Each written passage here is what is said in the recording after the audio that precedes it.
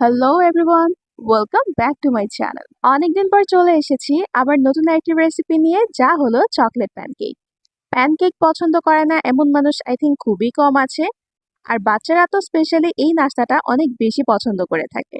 আবার অনেকেই আছেন যারা প্যানকেক অনেক পছন্দ করেন কিন্তু পারফেক্টলি তৈরি করতে পারেন না।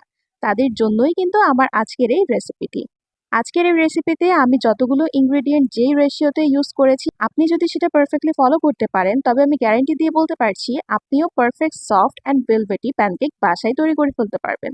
আর যদি বিগিনারও হয়ে থাকেন তাও কিন্তু এই রেসিপিতে আপনি ফেল হবেন না। তো চলুন আর দেরি না করে দেখে আসি কিভাবে অল্প সময়ের ভেতরে মাত্র 2টো ডিম দিয়ে এতগুলো চকলেট প্যানকেক আপনি বাসায় তৈরি করে ফেলতে পারছেন। চকলেট প্যানকেক তৈরি করার জন্য আজকে আমি 2টো ডিম ব্যবহার করব, তাই একটা মিক্সিং বলে আমি 2টো ডিম নিয়েছি। আপনি চাইলে ডিম আরো বেশিও ব্যবহার করতে পারেন, আবার চাইলে একটা ডিম দিয়েও তৈরি করতে পারেন। একটা হ্যান্ড উইস্ক দিয়ে এই 2টো ডিম আমি 2-3 মিনিটের জন্য বিট করে নিচ্ছি। আপনি যদি 2টো ডিম দিয়ে প্যানকেক তৈরি করতে চান তাহলে কিন্তু মোটামুটি 12 থেকে 14টা প্যানকেক আপনি তৈরি করতে পারবেন। আমার আজকের এই চকলেট প্যানকেকের রেসিপিতে আমি চেষ্টা করেছি বাসায় যেভাবে আমি প্যানকেক তৈরি করি ঠিক ওই রেসিপিটাই আপনাদের সাথে শেয়ার করতে। যদি পারফেক্টলি রেসিপিটা আপনারা ফলো করতে পারেন তাহলে আমি গ্যারান্টি দিচ্ছি আপনারা একেবারে পারফেক্ট প্যানকেক বাসায় তৈরি করে ফেলতে পারবেন। আর অন্য কোনো রেসিপি আপনার দেখার কোনো প্রয়োজন হবে না।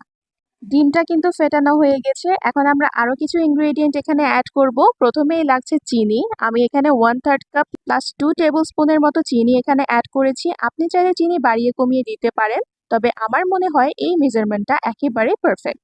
আর দিয়ে দিচ্ছি 1 চিমটি পরিমাণ লবণ, যেন মিষ্টিটা ভালো ব্যালেন্স হয়। এখন একটা হ্যান্ড উইস্ক দিয়ে আমি ভালোভাবে এই ইনগ্রেডিয়েন্টগুলো মিক্স করে নিয়েছি। এখন আমাদের লাগছে প্রায় 3 টেবিল স্পুনের মতো তেল। তেলটা দেওয়ার পর আবারও ভালোভাবে বিট করে নিব। হ্যান্ড উইস্ক দিয়ে মোটামুটি অনেকক্ষণ সময় নিয়ে কিন্তু আমাদেরকে এটা মিক্স করে নিতে হবে। আপনারা কে কোথা থেকে আমার ভিডিও দেখছেন তা কিন্তু অবশ্যই কমেন্ট বক্সে জানিয়ে দিবেন, so that I can thank all of you. এখন আমাদের যা লাগছে তা হলো 1 কাপ পরিমাণ লিকুইড দুধ। এই দুধটাকে কিন্তু আমি আগে থেকে জাল করে একটু ঘন করে রেখেছি।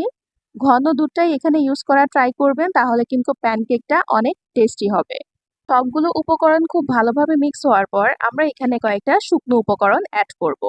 শুকনো উপকরণগুলো কিন্তু অবশ্যই চেলে দিতে হবে, তাই আমি একটি চালনিতে দিয়ে দিচ্ছি 1 কাপ প্লাস 2 টেবিল স্পুনের মতো ময়দা, 2 টিস্পুনের মতো দিয়ে দিচ্ছি বেকিং পাউডার, 1/4 কাপ প্লাস 1 টেবিল স্পুনের মতো দিয়ে দিয়েছি কোকো পাউডার।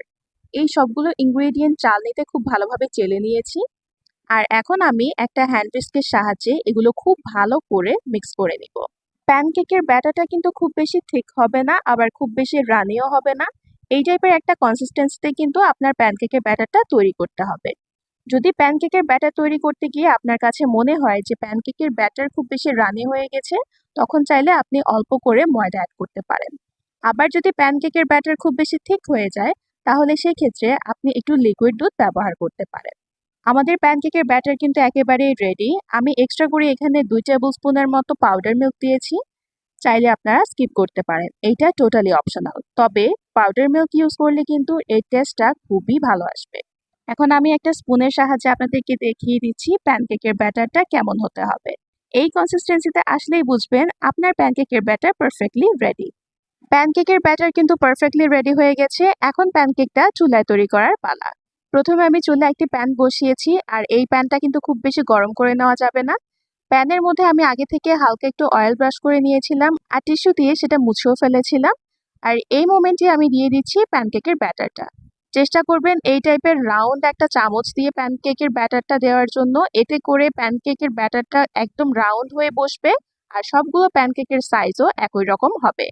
প্যান কিন্তু খুব বেশি আগে থেকে গরম করে ফেলা যাবে না, এতে করে প্যানকেকটা ভেতর থেকে কাঁচা রয়ে যাবে আর এর নিচের অংশটাও কিন্তু স্মুথ হবে না। ঢাকনা দেওয়ার 1 মিনিট পর কিন্তু দেখা যাবে উপর থেকে অনেকগুলো বাবল ক্রিয়েট হয়ে সেগুলো ফেটে গেছে, আর এই মোমেন্টেই কিন্তু আমি এটা উল্টে দিব।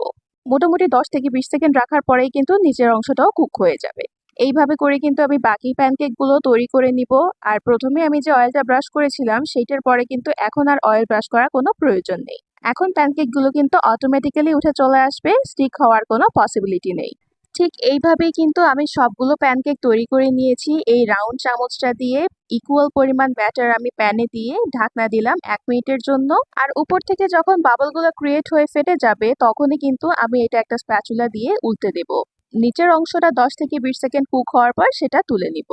প্যানকেক তৈরি করার এই প্রসেসটা কিন্তু একেবারে ইজি, তবে এই ক্ষেত্রে আপনার চুলার টেম্পারেচারের কথাটা কিন্তু মাথায় রাখতে হবে। চুলার টেম্পারেচার খুব বেশি লো হবে না, মিডিয়াম লো একটা টেম্পারেচারেই কিন্তু আপনাকে সবগুলো প্যানকেক তৈরি করে নিতে হবে।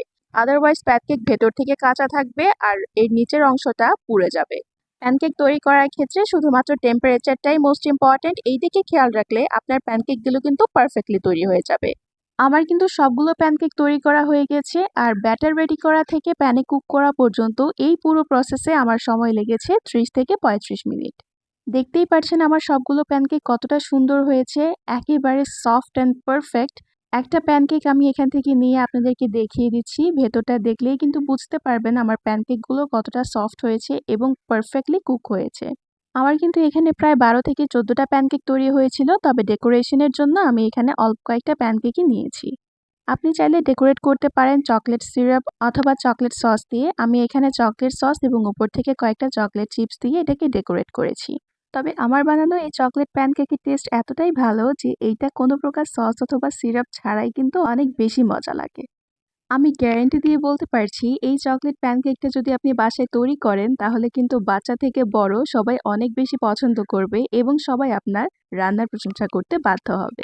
আশা করছি আজকের রেসিপিটি আপনাদের কাছে অনেক ভালো লেগেছে অ্যান্ড হোপফুলি এই ভিডিওটা আপনাদের জন্য হেল্পফুল হয়েছে। এই ধরনের ইউনিক এবং অথেন্টিক রেসিপি পেতে রিয়ানাস কিচেনকে অবশ্যই সাবস্ক্রাইব করে রাখুন অ্যান্ড আই অ্যাশিওর ইউ আমার কোনো রেসিপি ফলো করলে আপনি কখনোই ডিসঅ্যাপয়েন্টেড হবেন না।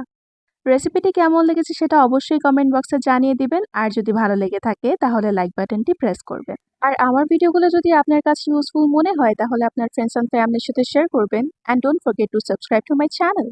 দেখা হচ্ছে ইনশাআল্লাহ নেক্সট ভিডিওতে। Till then stay happy, healthy and connected to my channel. আল্লাহ হাফিজ।